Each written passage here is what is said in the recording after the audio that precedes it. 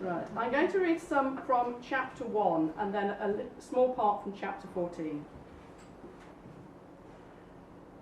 Daniel Flynn looked around at the magnificent warehouses, grown tall around the dock.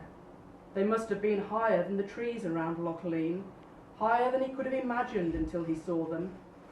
Whilst they displayed a majesty all their own, they shared none of the sweet meadow smell.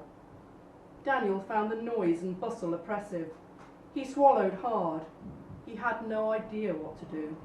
He was 7 years old and arriving in a strange land alone. He shuddered. He was used to the single-storey, tumble-down cottages scattered around the lanes, not these huge buildings of brick and timber, piled ramshackle as far as his eyes could see. "You fetid lumps of bog rot, go back to where you came from."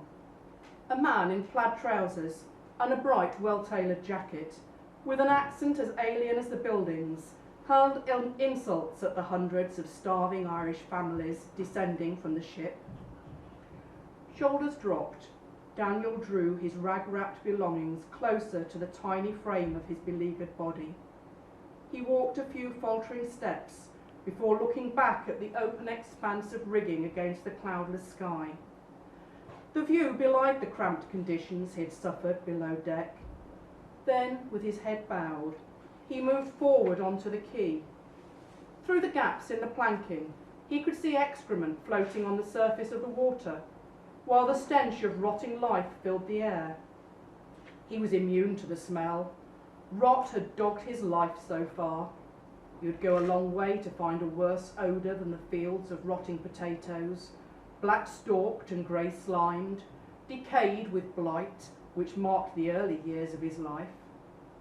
After that, it was disease which filled the air. He thought setting sail for America would mean fresh sea air to breathe, but he reckoned without conditions on board ship. 7 weeks of waste, seasickness and death had left him wishing he were back amongst the yellow-flowered fields of Killarney, where he had loved to wander, escaping from the decay. A dark-suited figure, with a neat-trimmed but extensive beard, approached him. "Bread, soup, and make sure your mammy and daddy vote for Kelly."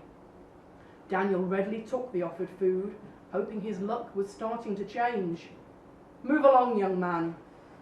"Please, sir, I ain't got no mammy and daddy no more."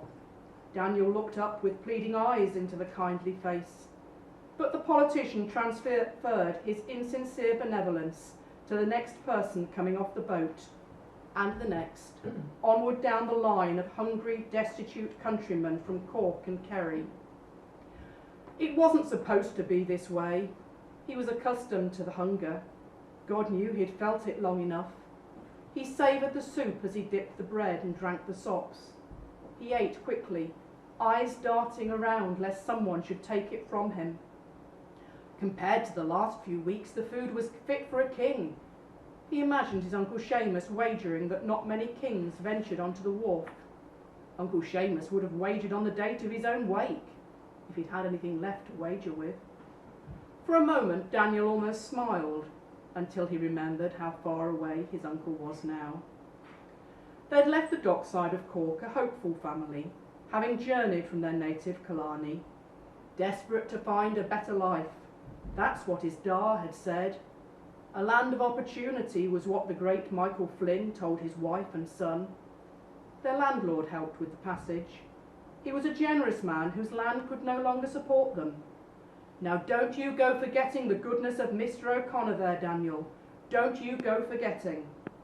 His da was insistent they showed what gratitude they could when so many of their neighbours were left to the mercy of the poorhouse, forced to give up what little land they had in their desperate need of alms. With both his parents dispatched to watery graves, New York was now an opportunity Daniel Flynn faced alone. Weakened by years of famine, his ma and da hadn't the strength to overcome seasickness and the diseases on board ship. Within 5 days of each other they died, while he watched in helpless horror. First his mother, and then his broken-hearted father, lost without his childhood sweetheart, were taken from him, leaving Daniel with no one to rely on but himself. Back home, there'd have been family to take him in, but not here. It would have been a starving family, but it was family nonetheless. On board ship, it was every man, woman and child for themselves, and with barely enough to feed their own families, no one was going to give preference to someone else's boy. He took a deep breath, blinking back the tears, and did the only thing he'd been able to sustain himself with over the last days and nights, singing the ballads of home that his father had sung. He sat on a wooden crate, closed his eyes and sang, imagining his Da might be there to hear him, and wishing it were so. Daniel's nasal intonation mimicked his father to perfection, but he possessed no more idea of where Kilmore was than of the layout of New York. As he sang the beautiful words of his homeland, he clung to his small bundle of belongings, barely aware of the crowd gathering around him, or the half-pennies and pennies being thrown at his feet. For a few precious moments, Daniel could believe he was back in Ireland with his family, with his father singing, and his Uncle Patrick's fingers dancing their own jig across the strings of the fiddle. It was only when the suited figure's voice broke over the music to move the crowd along that Daniel once more became aware of his surroundings, and of a scruffy figure, lanky for his young age, scooping up the coins in front of him. Daniel sized him up, probably a year or two more than he was, but with a streetwise edge, which to Daniel made him seem older. "Ain't you going to stop me? I'm easy to spot with this mop." The boy laughed, pointing with his flame-red corkscrew curls, defying control under his weather-beaten hat. "Stop you what?" Daniel asked, wide-eyed. "Nicking your money." "What money? I don't have any money." "You're good, you are." "What money?" "I don't have any money." "I likes that. Folks liked your singing. I guess it reminded them of home. What others do you know?" "All the ones my da used to sing." "I'm Tom," said the boy, holding the coins out in his hand to Daniel, "and these, I believe, are yours." Daniel blinked, taking the coins from Tom's hand and looking at their strangeness. He closed his fist around the money and held tight. "Tom." "Thomas H. Riley, pickpocket extraordinaire at your service." Tom stood, took a sweeping bow, and then opened his hand to reveal a pocket watch, a locket, and a pair of gold cufflinks. "That little crowd you drew proved quite good pickings. It don't cost me much to let you have the coins they threw. We should do it again sometime. Maybe not on the waterfront, where we're likely to be seen, though. Where are you staying?" Daniel bit his lip and shrugged. "I dunno. I don't rightly know anything, except I'm Daniel Flynn from Killarney." He smiled as he thrust his hand out to shake Tom's hand, and waited while Tom put his treasure store back into his trouser pocket, before he could reciprocate. A feeling of relief flooded through Daniel. For the first time in 3 weeks, he didn't feel completely alone. "You'd best come with me," Tom said, offering to take Daniel's bundle. "It's fine." Daniel clutched his belongings. "I ain't going to nick it. Anyways, come and meet me ma. Where we live it ain't much, but it's a roof. Though you gets wet when it rains, it's not as bad as some." He walked on across the cobbled street. "That there's old Tinker. He's one from the old country. He ain't so bad." Tom grabbed Daniel's arm and pulled him behind a barrel at the front of an alleyway. He pointed to a man with curled moustache, dressed well in bright suiting and carrying a cane. "We owes him," he whispered. "He's our landlord, or leastways the one who collects the rent. May as well be the same thing for the difference it makes to us. If Ma says you can stay, maybe them coins could help us pay."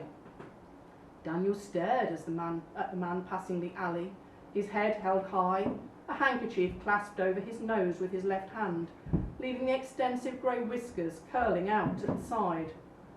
Daniel nodded to Tom, holding out the coins whose value meant little without the security of a family. "Not yet. We'll talk to Ma." They moved away from the barrel and onwards along Pearl Street. Further along, Tom hesitated, shot dancing glances over his shoulders, and then guided Daniel through a narrow doorway into a rickety warehouse piled high with wooden crates. It took a moment for his eyes to adjust to the gloom as Tom led him to an uneven staircase with as many gaps as remaining steps to negotiate in order to reach the floor above without incident. Dan opened his mouth, but Tom held his finger to his lips. Daniel nodded. Tom placed a hand on his shoulder, preventing him moving forward along the landing, and Daniel nodded again. Tom walked on into the darkness of the building, almost dancing with an experienced step around the rotten planking. Once he was out of sight, Daniel strained his ears to hear what was happening. There was the sound of a nervous cough and then silence. After a few moments, he could hear a number of metal objects, including a chain, being laid down. Daniel presumed it was the afternoon's pickings. No words passed. He heard the items being drawn across a tabletop, and then once more there was nothing. Moments later, Tom returned, walking straight past Daniel, his jaw thrust forward in defiance. Tom headed down the staircase and Daniel struggled to follow him. As he disappeared into the street, Daniel ran to catch him up. They was gold, to be sure they was. Cufflinks? Daniel asked, not knowing what else to say. I knows gold when I sees it. I should do by now. Tom spat in the gutter. And them was gold. You should have seen the bloke wearing 'em. He stopped and leaned back against a wooden strut supporting the overhanging awning to a saloon bar and let out a deep sigh. A scrawny, flea-ridden dog ran past, sniffing them as he went. It's different if you're in the gangs. You get better prices then. But that ain't for us. We're no daybreak boys. Pickpocketing's one thing, but I don't fancy killing no one. He kicked the toe of his oversized boot in the dirt. We've got each other now, you and me. We'll be all right. Tom punched Daniel's arm. I'll race you to the corner. Daniel felt the warm thrill of acceptance as he picked up speed to catch Tom, but Tom's longer legs made it easier for him to get away. Daniel didn't see Tom stop in front of him, and he went careering into his friend, landing them both in a tangled heap in the dirt. A small girl carrying a jug came and stood over them. Now what are you doing down there, Thomas Riley? Daniel couldn't help but laugh to hear a girl, so obviously younger than he was, tearing a strip off his new friend. Hey, Molly, we've got a visitor. The girl looked at Daniel for the first time, and her face broke into a smile. So if I know our Thomas, he'll be blaming you for rolling around in the dirt. It was my fault. Daniel wanted to hold the gaze of this girl for as long as he could. He smiled back, admiring her long brown curls, pinned back under a once white cloth bonnet. Tom brushed dirt off his hands as he got up. This is me kid sister Molly. She's all right for a girl. He laughed and gave her an affectionate jostle. Careful, mind. Don't make me spill the grog. What'll Mammy say? She's a chip off the old block, is our Molly. Tom put a hand down to pull Daniel up from where he was still sitting, gaping at Molly. They walked another few yards along the road, ducking under the lines of drying rags which crisscrossed the alleyway, until Tom nodded as he approached a tumble-down shed. It was little more than a wooden frame, leaning against the side of a stable. A horse whinnied from the other side of the boarding and then pawed the ground with its hoof. Straw scattered from the stable doorway onto the street. This is it then.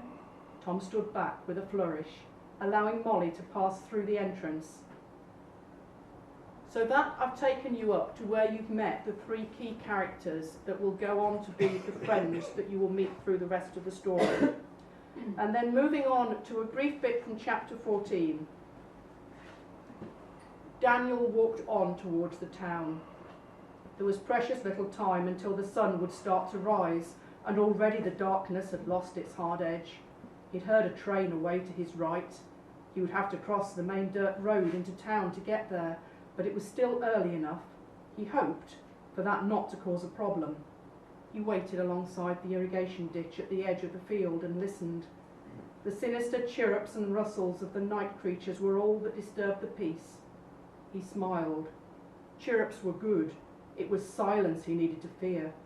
Slowly, so as not to raise his heart rate, he made his way over the dirt track and across the ditch on the other side.